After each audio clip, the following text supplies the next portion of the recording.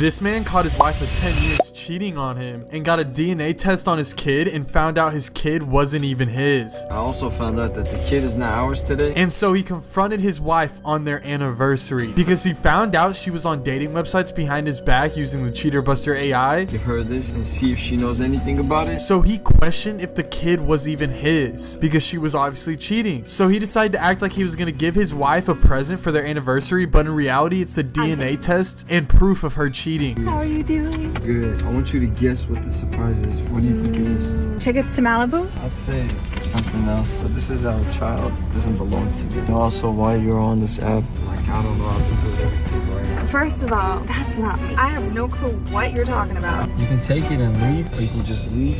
Are you breaking up with me? No, just get out the car, please. Hold the I'll let handle you think open. about whether or not you really want to believe this. Do y'all think the man was in the right? Leave a like and subscribe to never get cheated on or to never get caught cheating.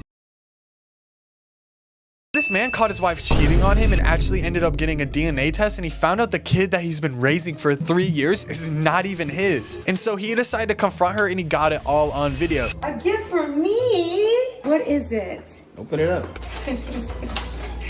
Yeah, read it.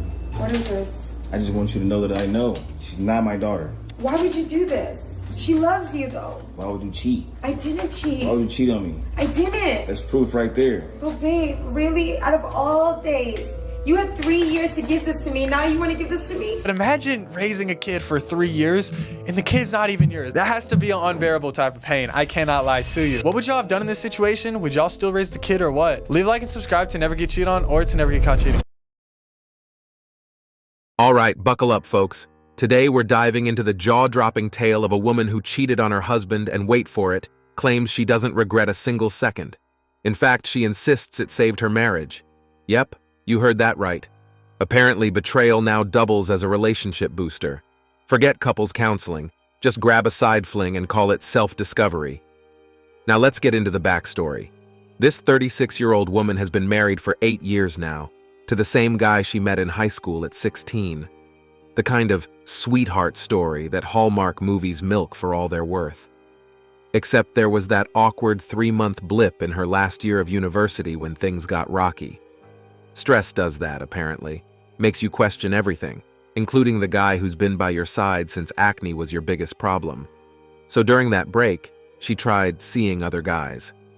Translation: fumbling around with the dating scene only to realize that swiping left on mediocrity wasn't exactly a thrill. In the end, surprise, surprise, she wanted him back. And conveniently, he felt the same. Fast forward to them tying the knot at 28, standing at the altar with everyone teary-eyed and gushing about how inspiring they were.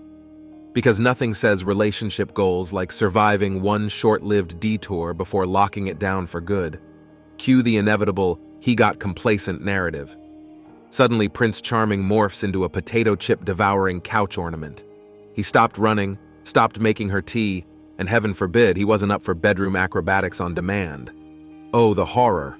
Because clearly a man not jumping at every chance to pamper his wife or sweep her off her feet must mean he's lost all lust for her, right? Sure, hindsight is 20/20ths, and now she sees he was probably battling depression. But back then? Nope. She made it all about herself. He didn't make me feel desired, so obviously it's a reflection of me, right? Classic. Instead of asking what's going on or trying to support him, she chalked it up to him taking her for granted. And what comes next? Well, let's just say it makes a Netflix drama look tame. But hey, at least she admits what she did was inexcusable. Spoiler: that won't stop the justifications from rolling in faster than a pizza delivery to that couch her husband was slumped on. And then she did what she claims everyone does, the classic marital dumpster fire maneuver: cheat and call it reclaiming yourself. She didn't just dip a toe into infidelity, she cannonballed straight in, splashing everyone around her with self-justifications. Enter the suave Portuguese stranger from a bar, complete with a charming accent and a suitcase full of temporary thrills. And what's the big selling point here? He paid her attention. Imagine that. A grown woman reduced to craving validation like a teenager at prom. Of course, she joked to her friends that giving him her number was just being polite. Because we all know politeness is practically a moral obligation, right? And when he texted back, Instead of ghosting him like a decent human being, she grabbed her coat faster than her husband could change the channel. One drink led to hotel sheets and a fun romp that somehow made her feel like herself again. How poetic. But wait, it's not really cheating if he's leaving for Portugal, right? That temporary fling clause makes it less real, like a vacation romance with no baggage, except for the emotional grenade she pulled the pin on and lobbed straight into her marriage.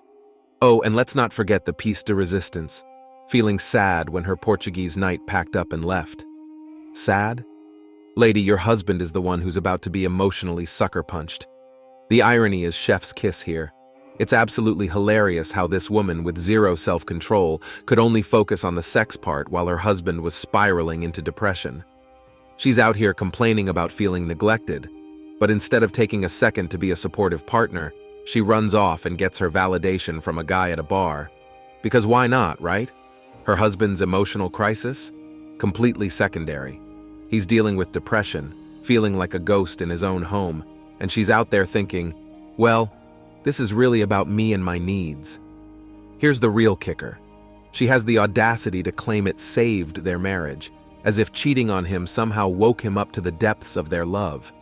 I mean, forget that he was depressed, emotionally checked out, and basically a shadow of himself. What really mattered was the fun she had with a random dude. Talk about narcissistic tunnel vision. She could only focus on how her needs weren't being met, even though her husband was sinking into a hole so deep that it was hard to see him through the cloud of his own mental health struggle. But no, let's not think about his mental health or what he was going through. Let's go get a quick fix from someone else, and then pat ourselves on the back for being brave enough to confess it. Absolutely hilarious how someone can be so wrapped up in their own ego that they miss the bigger picture.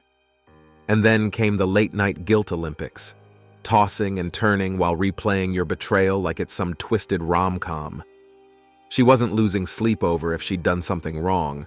No, it was all about whether coming clean was worth the fallout. Classic. Should she tell him and brace for the nuclear meltdown? Or keep playing house, hoping her husband would never connect the dots between her sudden chipper mood and Mr. Portugal's week-long vacation package?